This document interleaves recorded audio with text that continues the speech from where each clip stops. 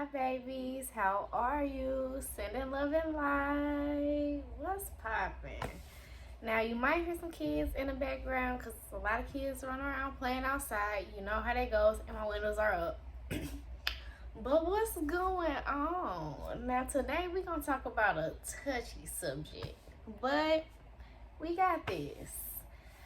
I wanted to talk about some of the things that we went through as children, how it comes up in our adulthood. And we also have to think about this, like, because I don't know, I thought about this in a lot of different ways. Like, yeah, growing up, I didn't have it easy at all. I went through a lot, and a lot of that was feeling misunderstood and not being heard, and I felt a little unloved, felt like I didn't belong, a lot of different feelings. And those feelings make us feel ways when we grow up that we just don't really catch on to. And that's when like codependency come into play, and being non-emotional, and being bad and acting out, and some for sex, and some like different addictions and stuff.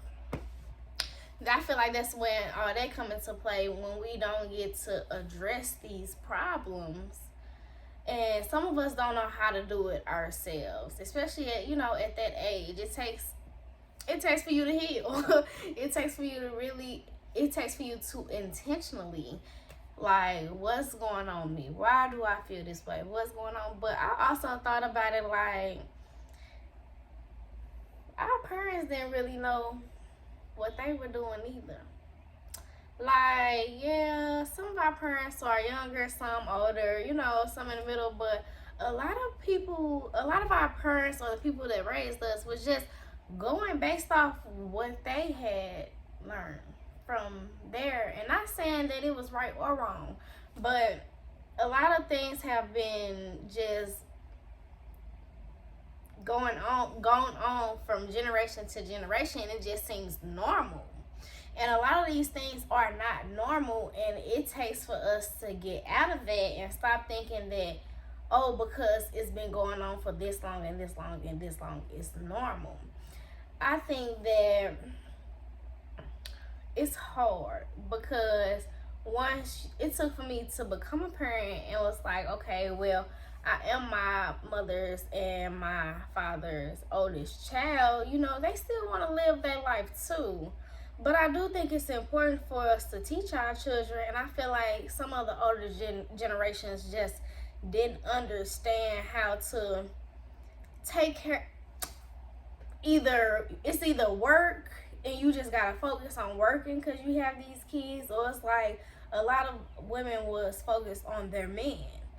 So that became a problem. It's like children was feeling like, oh, you put a female or a male over me, and it's like we get to growing this type of resentment, and that resentment can either become good or bad in the future. You can use that resentment to heal, but you'll have to address it, or you could sit here and play victim and live off this victim mentality for a very long time, and it's not going to serve you.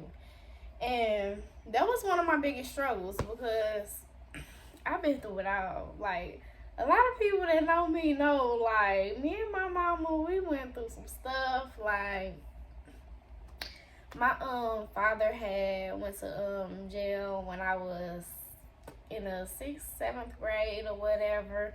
So that had took a big toll on me. And then after that, my mom had got married. So I felt like, I didn't have her as much. And then she was building businesses and stuff. So I didn't feel like I got as much of her as I wanted to.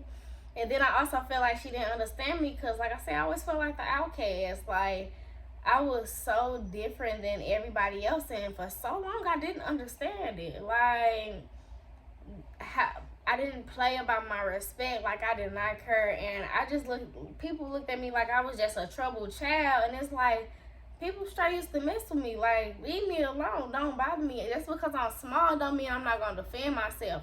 Now, I do realize out of those situations that I didn't have to react to every situation. So, it was part of me, too.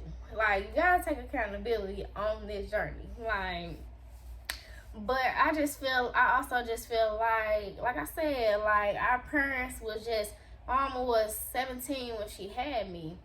And she was still in school, and now she had to get a job. And then, like I said, it just, I don't know. I look at it like it's kind of a blessing and a curse, but that's also why, like, I feel like I'm breaking generational curses, because I always grew up like, I'm not gonna be like that. I'm not gonna be like that. Not saying that my mom was a bad mom, because she wasn't. She just was different. Like, it was different. We had a different type of, and it actually took for us to get older to have, because that became my best friend. But it took us until I was older and to understand, like, she still had a life to live, and try to get her to understand my point of view also. But I had to come from it. I had to take accountability for the things that I had did, and then I also had to be real about how I felt about how she did, because I'm not saying that our parents are always right, but they're not always wrong either. But we have to address it. We have to address it. And then we have to stop seeking validation from our parents. And because I feel like that's where codependency come from. It's like, okay, we be seeking validation from them, and when they don't give us the reaction that we are looking for, then we have to go look for that outside of ourselves, when we can just look for it inside ourselves. I don't know. It's a lot. It's a lot. I just be thinking about stuff, and I just be wanting other people's points of view on the stuff that I be thinking about, because everybody grew up different. Like I said, I grew up with my mama until, she put me out. She put me out when I was younger, and then that's when I learned about life. And that's another thing. A lot of us was grew up fed with a silver spoon. Like, don't get me wrong, I wasn't like spoiled or anything. I couldn't have everything I wanted, but I had the things that I need. So I knew what it was like growing up in a household to not need. I'm gonna say not need. And then once I had got put out, it was like, okay, now I had to kick into that survival, because it's like, now what I'm gonna do, where I'm gonna stay, how I'm gonna eat, how I'm gonna do this, how I'm gonna do that. Now I had to actually figure out, what is life about? How am I supposed to go out here and hustle? And I can't lie, like, I'm grateful for my father, because by this time, I was like 15 around this age, like around this time, and he came back home, and it was just like, now I can talk to my daddy about it, and he teaching me the game.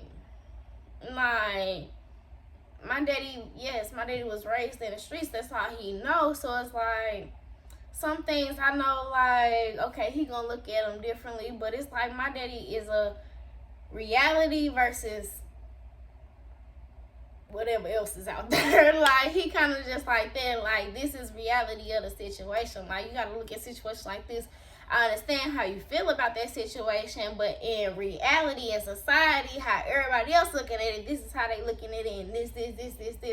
And I took it and ran with it, like, and I can't lie, my daddy kind of set me up, like, to never need or never want nobody for nothing, because, like, now I know how to maintain a household. Now I know how to do a lot of things that I didn't know how to do. I had to start setting up my own doctor's appointments, applying for jobs, and all type of stuff that I had no idea about. And he had put me to a whole different type of everything. So I think sometimes we just don't understand our parents. We have to look at what our parents been through, and we don't know what our parents went through when they grew up. Like, if they had mental problems, or if you had bad environments, or whatever they had went through. If they had a parent that abandoned them or was abused, like, a lot of people go through a lot of things, and not everybody is strong enough to deal with those things. And when you suppress those things, and like I said, that stuff come back up, but sometimes it come up in our children. Like, and that's why I feel like maybe I just didn't understand, because when I was younger, I say when I was about the age when she had put me out, I kept saying, like, I need therapy. Something's wrong with me. I need therapy. Like, and everybody just thought I was crazy. Like, you don't need therapy. You just need the vent. And like, no, I knew I needed therapy, but nobody was listening to me. And people don't know what you go through. But that's also why, like, I don't know. I kind of got this little hardcore thing about me. And it's just like, I just had to figure it out myself. I'm like, if I'm going to go out here, I'm just going to do what I got to do. If I make mistakes, I'm going to make mistakes. And it is what it is, because I didn't have that many people that wanted to teach me. It was not that many people in my life. It was like, it was either you was dogging me out. It was like, most of the people was dogging me out. It was either you was dogging me out or you was straight in my corner. Like, and I can't lie, I had some cousins, like my daddy and my cousins, stuff like them are the people that I don't care if I'm doing bad, if I'm doing good, like however I'm doing, they right there. And I appreciate them, like, to the bone, like, because I don't know where I'd be. Like, I straight had got put out of my house with no shoes, no clothes, no nothing. Kicked out of school. I was out of school for months and months, missed the whole semester of school.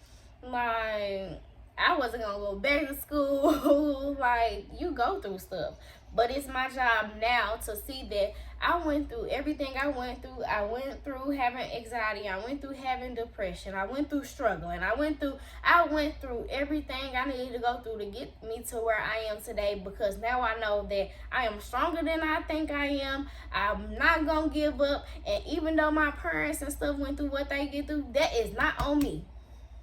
I am my own person. I can believe in myself. I can do it myself.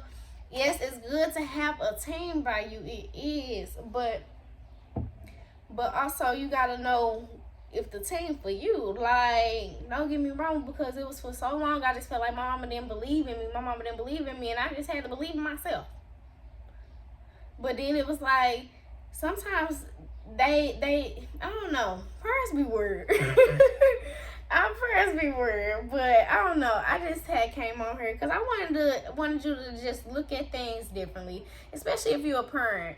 I understand we don't have the best relationships with our parents, and we wish for them to be different. Like, I straight wish, before my mama had passed, I had a conversation with her, like, Mama, we should just sit down and talk, because there's a lot of things that you don't know, that you have never known. I just want to sit down and talk to you, and I wasn't able to do that.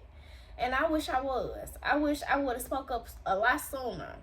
Because, now don't get me wrong, because there was some things I did speak up about. Like, it was some things that I couldn't hide no more. But I had also cried to my grandma the night before my mom had passed, because she was just like, your mom and them always been here for you. And I'm like, they always here for the rest of the kids. I mean, they never really, don't get me wrong, they here for me, because if I need to borrow some money, they here or whatever. But it was like the stuff that they did for the other kids, they never did for me. And I just didn't understand. That's why I say I always felt like the outcast kid. Like, it was like they dealt with me because I was one of their kids, like her and my stepfather, because I was their kid. But it was like, I don't know, I just felt like my mama didn't truly know how to love. But then I had to realize, like, my grandpa neglected my mom. Well, I ain't gonna call him that. My mom spurned on her. He neglected her. And I had even witnessed some of that growing up. We had a bad falling out when I was in high school, when I had graduated. And that was pretty much the first time and the last time I had ever dealt with him. So it's like, I also had to realize, like, my mama had went through a lot of trauma. And then having me at a young age, and having my little sister, and, going through marriages and building businesses and a whole bunch of stuff, it becomes a lot. It becomes a lot. And some people don't know how to process it all. And I feel like that was part of the thing with my mom, like, I'm not. I'm. I feel like my mama had this image to the world, like she was in this happy marriage and everything was good because she had money, and that's why I'm like, I'm not a materialistic person at all. I've never been. Um, but it was because my mom always wanted to make money, make money, make money, and it was like I feel like love was always bigger than money. Money was like money come and go. Like I'm gonna get it, I'm gonna lose it, whatever the case may be. But it was like to actually love somebody and be there for somebody and understand somebody, even if you don't agree, but just to understand. Like I feel like that's so much more significant. And it hurts that my mom had left me before we could, before I could just tell her my truths. But I do appreciate that I was able to gain a relationship with my mama again, because we have been through so much. I never thought I'd have a relationship with my mama again. Like, it kind of took for me to have my daughter for me to even gain a relationship with her. And when I had my daughter, me and my mom was pregnant at the same time. And that was weird for me because I'm like, it's supposed to be my time and we sharing this. Like, but I am very grateful for my sister. And I don't know. I just wanted to talk to you all because people don't talk about this kind of stuff. Like, we go through stuff with our parents, and people just be supposed to, like, you'll be okay. You're supposed to love your mama and your daddy no matter what. Like, and people don't understand what people be going through with their parents. Like, it ain't easy, and I understand. Like, yeah, she birthed me, like, or I'm here because of him, but that don't mean I'm just supposed to let anybody treat me any kind of way. That don't mean I'm not supposed to put me first. That don't mean I'm not supposed to express myself. Like, and a lot of us got silence and stuff, when we tried to. So we just we grew up in different situations, but it was hard and stressful and frustrating and aggravating and everything else. But we getting through it, and it takes for you to address it.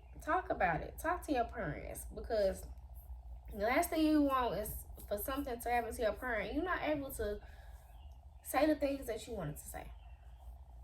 I miss my mama so much, and like I said, I'm grateful that I got to get to the point that I got to get with her. But I just wish I could have had a little more time. And for the people who do have time, I understand that it ain't easy, but last thing you want to happen is something to happen to one of your parents and you are not able to speak your truths, end on good terms, forgive each other, because it's a bigger process after that. Don't get me wrong. I didn't really fight. Like, I was upset. I was more upset than anything, because I guess I felt in my heart, like I said in one of my other videos, when people close to me are going to pass, I sense something.